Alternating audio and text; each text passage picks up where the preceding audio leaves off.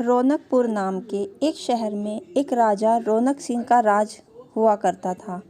वो हमेशा अपनी प्रजा के हित में कार्य करते थे। वहाँ की प्रजा बहुत खुश थी। एक दिन गिद्ध आकाश में भूतिया पेड़ के बीज लेकर उड़ रहा था।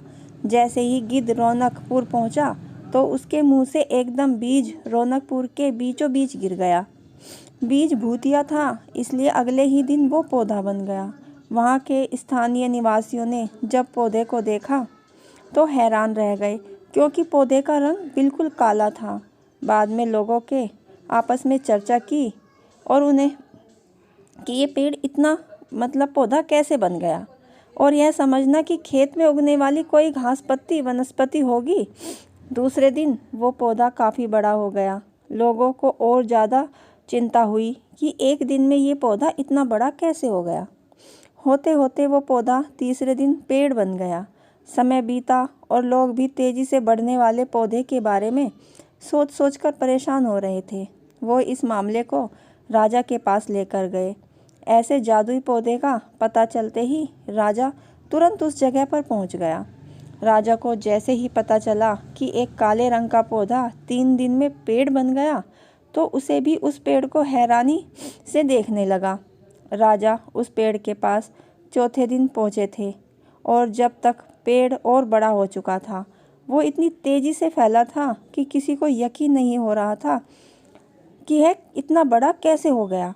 राजा समझ गए थे कि काले रंग का है, इसमें कुछ जादू टोना होगा।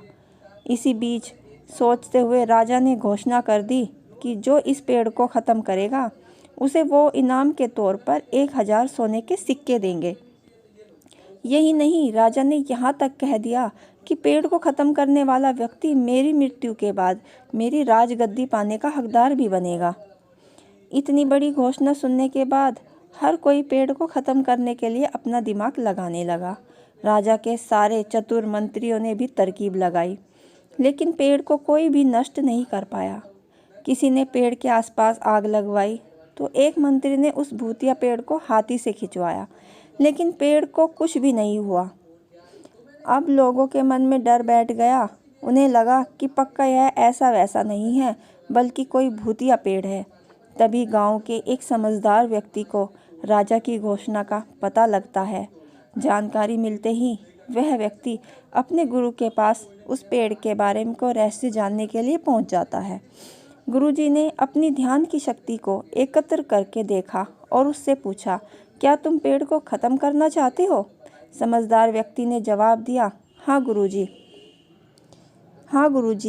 इस पेड़ को मैं ख़त्म करना चाहता हूँ, ताकि पूरा गांव इससे परेशान है। गुरुजी ने बताया कि उसे ख़त्म करने का सिर्फ एक ही तरीका है कि उसके आसपास तुम नमक डालना होगा।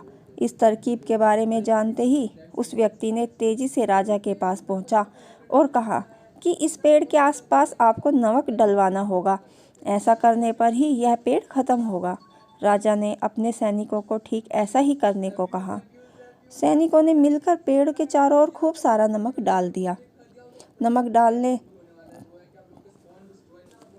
नमक डालने के एक दिन बाद ही पेड़ का आकार कुछ कम हुआ। होते होते 5वें दिन तक पेड़ एकदम छोटा हो गया।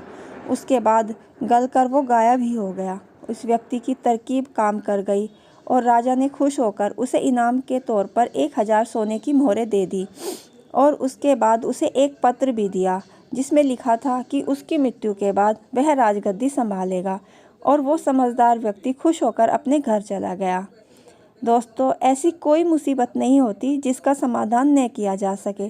ज़रूरत है तो बस धैर्य और समझदारी की। दोस्तों, अगर आपने हमारे चैनल को अब तक सब्सक्राइब नहीं किया तो सब्सक्राइब कर लें और कहानी कैसी लगी हमें ज़रूर बताएं। धन्यवाद।